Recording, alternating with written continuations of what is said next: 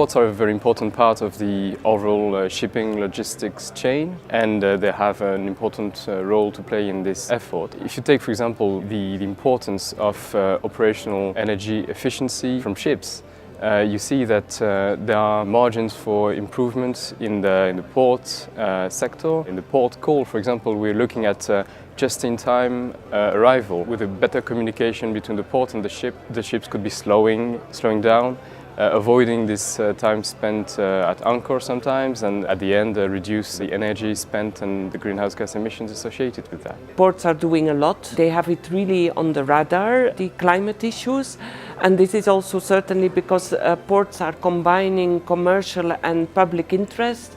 Ports are also, if we talk about climate, they are on the first row literally if the sea levels are rising and if you have extreme weather circumstances. And what we also see is that even ports are not at the source of the pollution or the emissions, the port authorities.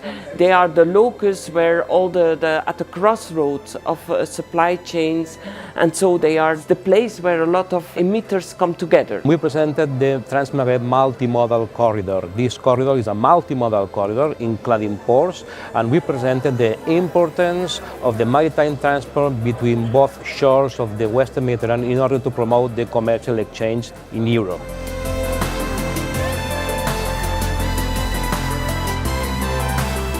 We are investing in hybrid in the sense that all our vessels will be installed the scrubbers, and in addition of that we have battery at lithium with a very important capacity, an equivalent of 90 Tesla cars, so you can imagine the capacity and also the power of those batteries. It's not only infrastructural things, for instance coal ironing or connectivity to the LNG, alternative fuels, and at the port we have to invest to adapt ourselves to that.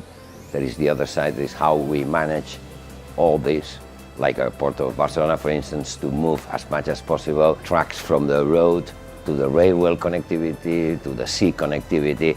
So that of course has a huge effect on our environment.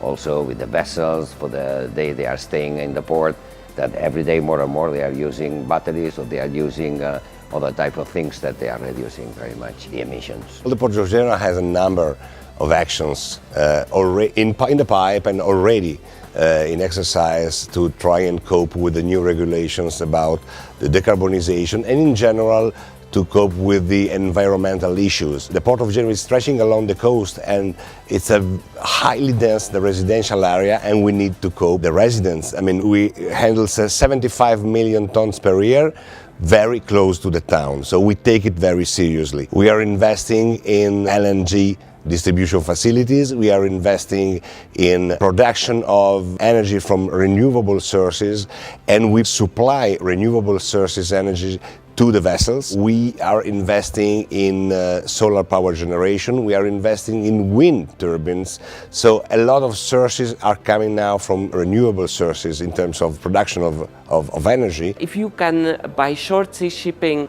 and by motorways of the sea, take trucks from the road and go overseas, it's a very important contribution.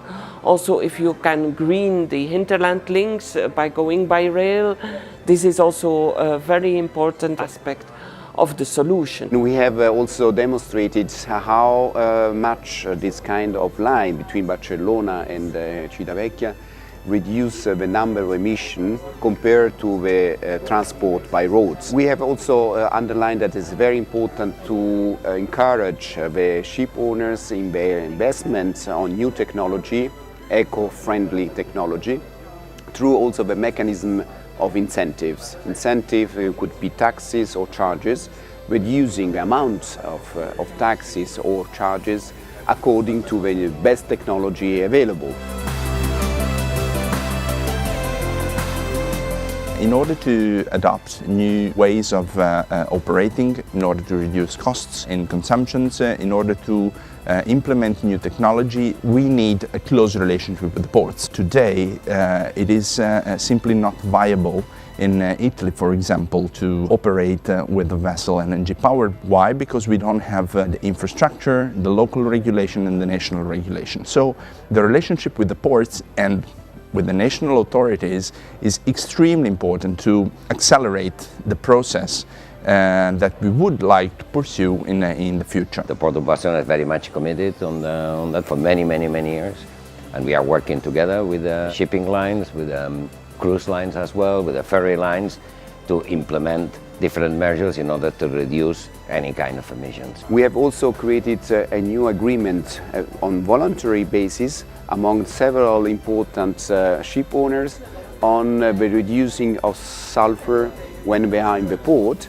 And this is a very important agreement that has been signed last year in June 2018. It is called the Blue Agreement. Grimaldi, Genevu and Tirrenia, they have signed this agreement.